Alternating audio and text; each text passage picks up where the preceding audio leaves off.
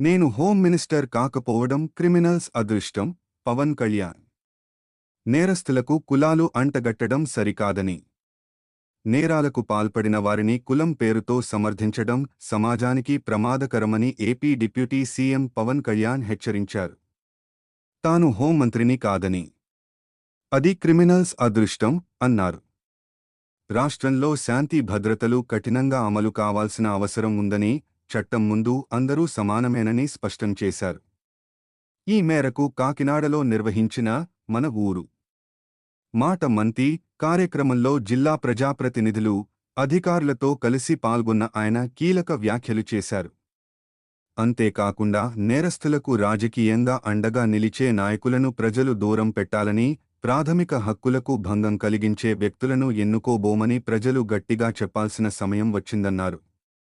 నేరస్తులను ప్రోత్సహిస్తే మన భవిష్యత్తును మనమే మంటగలిపినట్టేనని వ్యాఖ్యానించారు. కొందరు నాయకులు తమకు అనుకూలమైన అంశాలపైనే స్పందిస్తారని, తాను మాత్రం ప్రజలకు సంబంధించిన ప్రతి అంశంపై స్పందిస్తానని స్పష్టం చేశారు. నేరస్తులకు కులాలు, మతాలు, రాజకీయ రంగులు వేయకుండా చట్టప్రకారం కఠిన చర్యలు తీసుకోవడమే సమాజానికి మేలు చేస్తుందని పేర్కొన్నారు. సుగాలి ప్రీతి కేసులో సాక్ష్యాలు ధ్వంసం. సుగాలి ప్రీతి హత్య కేసును గతంలో సీబీఐకి అప్పగించాలని తాను తీవ్రంగా ఆందోళన చేశానని పవన్ గుర్తు చేశారు. అయితే అప్పటి ప్రభుత్వం కేవలం తూతూమంత్రంగా సీబీఐకి లేఖ రాసిందని విమర్శించారు. తమ ప్రభుత్వం అధికారంలోకి వచ్చిన తర్వాత కేసును ముందుకు తీసుకెళ్లాలని ప్రయత్నించగా, గత ప్రభుత్వ హయాంలోనే కీలక సాక్ష్యాలను ధ్వంసం చేశారని ఆరోపించారు.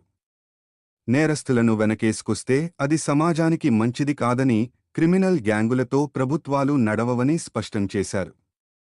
నేర చరిత్ర ఉన్న వ్యక్తులు రాజ్యాంగబద్ధ పదవుల్లో కూర్చొని పాలించాలని ప్రయత్నిస్తే జీవితాంతం పోరాడతానని తేల్చి చెప్పారు.